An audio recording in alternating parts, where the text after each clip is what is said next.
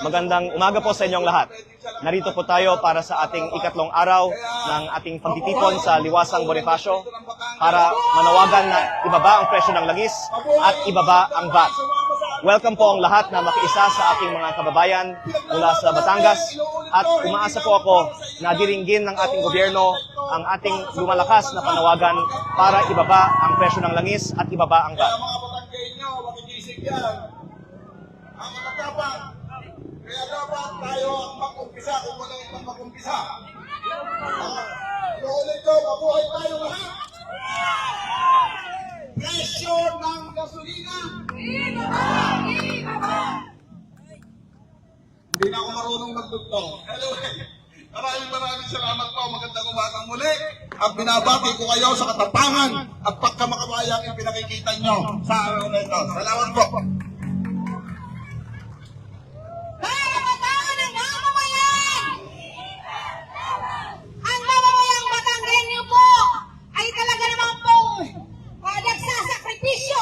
Sa init dahil para lamang may parating sa mamamayan ng Kamaynilaan ang masidinating pagnanais na imasura ang VAT at excise tax na pahirap sa mga Batanggenyo. Kaya naman po inaayahan po natin ang ating kasama mula po sa Matayan ng Nasugbo, si Kapitan Marlon.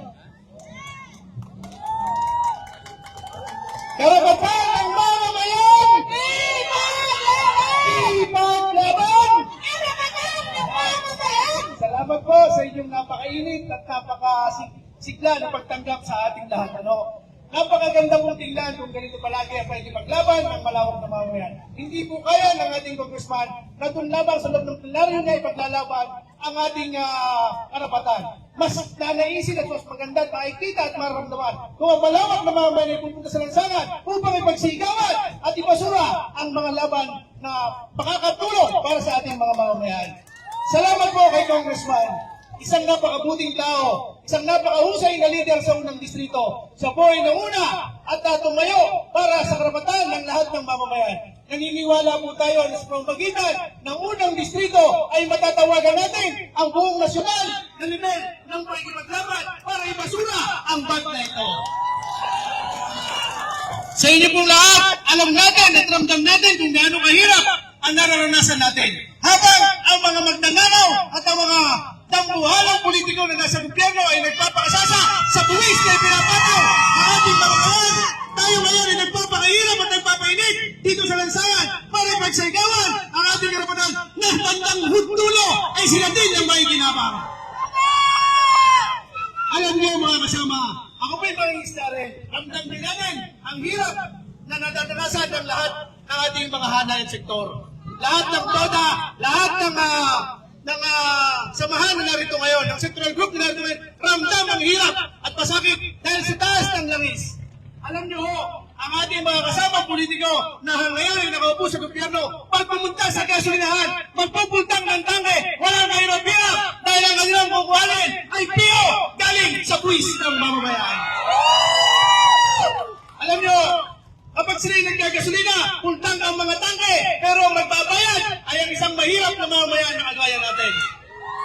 Napakasakit itong isipin na patuloy tayong pinagsasamantalahan at pinahihirapan ng ating mga kasama na dapat sana'y sila magtatanggol sa ating karapatan.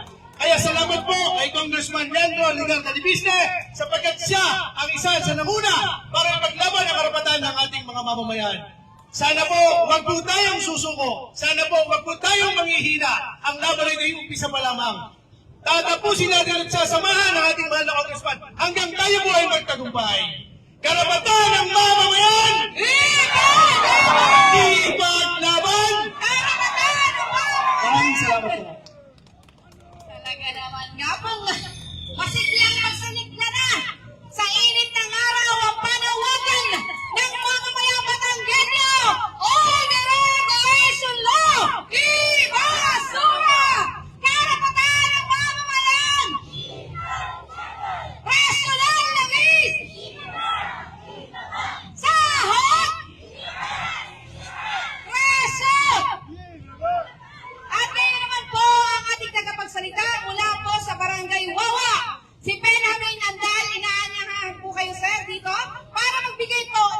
inyong mensahe. Kaya namin andal kung ako po ay inyong naririnig. Dito po kayo sa unahan para magbigay po ng inyong mensahe ng pakikisa.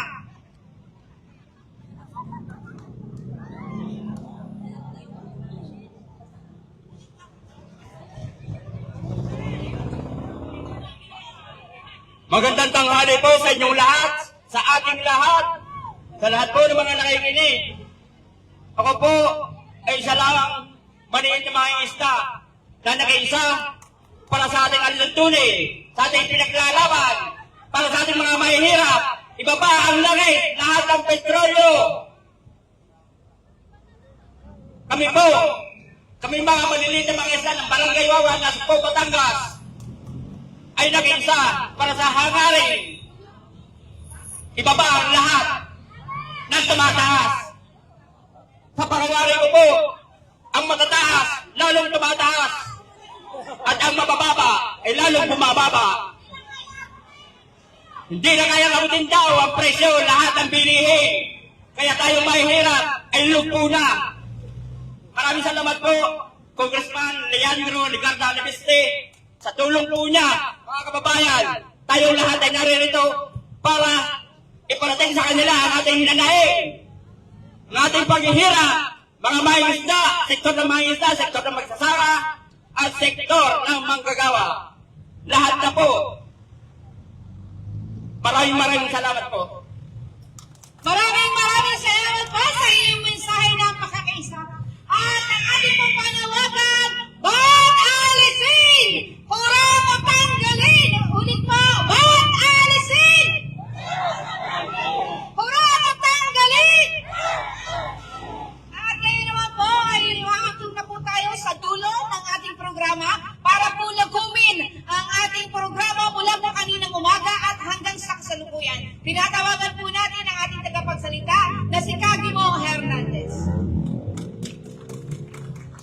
Sang makauri at mapagpalayang araw sa lahat ng makikiting mula sa unang distrito ng Batangas. Mga kasama, mabuhay kayo sapagkat kinatawang kayo ng pagbabago, kinatawang kayo para isilin ang taong bayan. Ang labang ito ay laban ng taong bayan para wakasan ang pagpapahirap sa ngalan ng Old Regulation Law at ng pagtaas ng presyo ng langis.